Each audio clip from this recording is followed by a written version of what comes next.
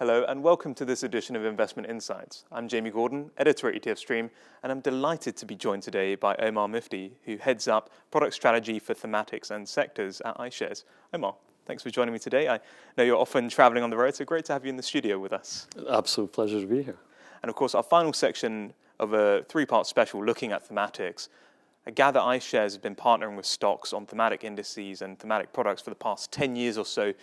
Could you give us a whistle-stop tour of the evolution in thematic products over that sort of period and where things stand today?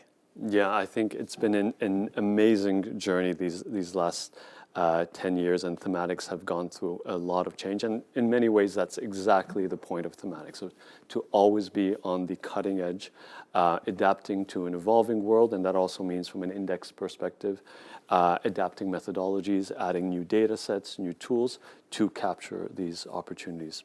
I think there's three key aspects I'd highlight about the last 10 years. The first is the sheer scale of the industry today.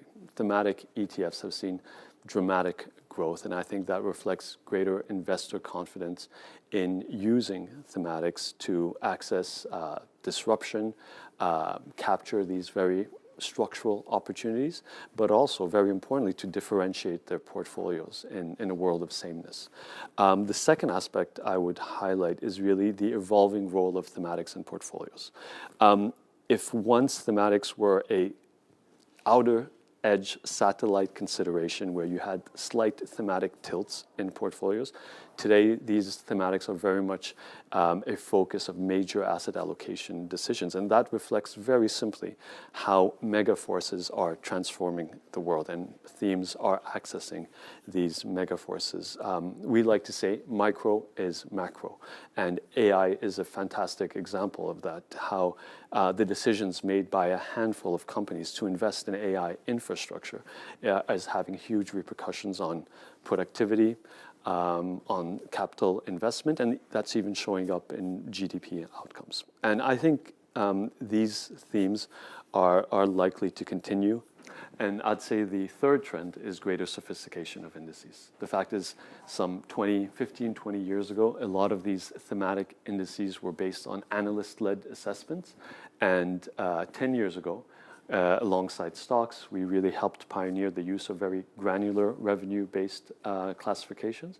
And in the last 5 years, we've seen the introductions of tons of new tools and data sets, whether it's ESG metrics, whether it's patent quantity, patent quality, even supply chain relationships between companies, all with the goal of really being able to better define the theme and access these opportunities. And I think I see these three trends continuing: greater growth in AUM, bigger importance in portfolios, and greater sophistication, maybe with an additional tilt, which is increased granularity of themes. As investors become more confident in their usage, we're seeing increased demand for what you could consider to be more precise exposures or just earlier stage ones. Some of them are regional in nature. We've seen that with European defense or European infrastructure builders. Some of them are just earlier in the innovation curve, such as quantum computing, which is, we see as a potentially very disruptive, if early stage opportunity there.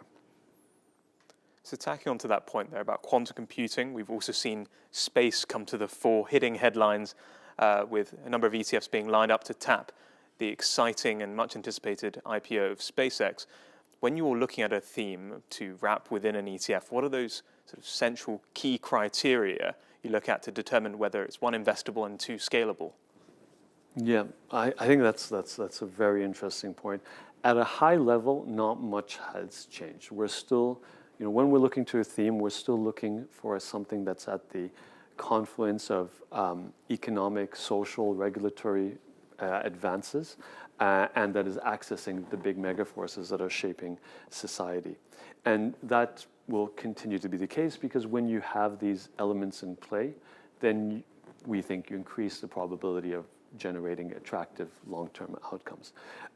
Where indeed there have been changes is how we look at this is on the investability and scalability side, and taking a more forward-looking view on this. So I mentioned earlier that we use patents within methodologies to access to know which companies have invested here, but we also look at patents at a macro level, looking at aggregating all the research and development capital that's being spent globally and looking at which segments that is going to, mapping it out and mapping the changes, evolutions over time so that we can capture where we're more likely to see big step changes, leap forwards in technology.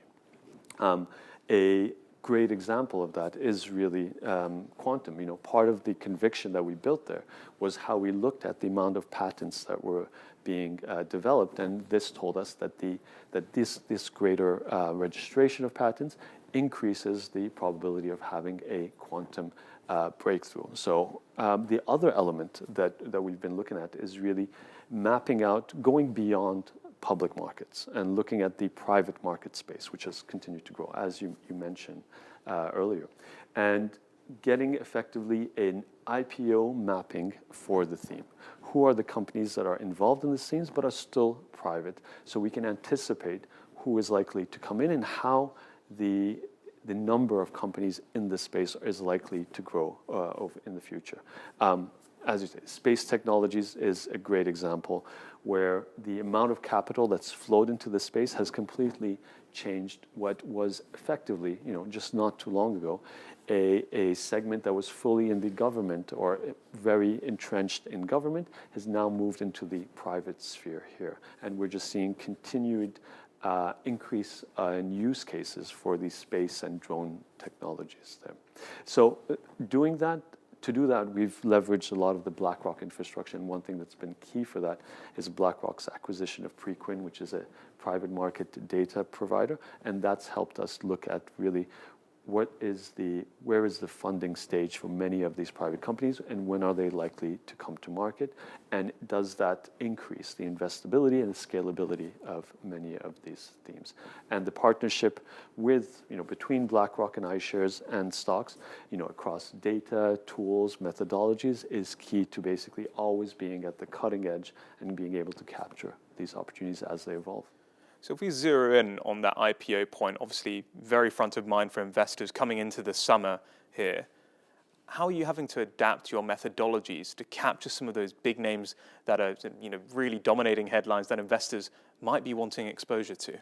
Yeah, I think that is a key question that a lot in the industry have had to adapt to and find different solutions for. Because private markets have grown so much, you now have some very large private companies that are coming in to the market at a later stage and having big impact on what can be quite narrow themes. Space technologies is clearly one of them. And so we've worked to fast track on a fast track methodology for entrance into an index. And how we've done that is pre-assess many of the large private companies for inclusion in the theme such that we are ready to go.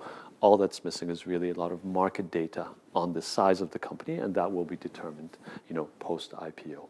So a lot of innovation here, constantly adapting to what is changing universe, changing market structures as well, and always reflecting that in our funds. I think it's really interesting to see this crossover or intersection between the public-private markets. We're likely to see more of that with future ETF launches and developments in current ETFs trying to capture those future bits of innovation. Omar, thank you very much. And thank you very much for joining us for this edition of Investment Insights, the final of a three-part series covering thematic ETFs, but we'll be back covering other topics soon. Until then, take care.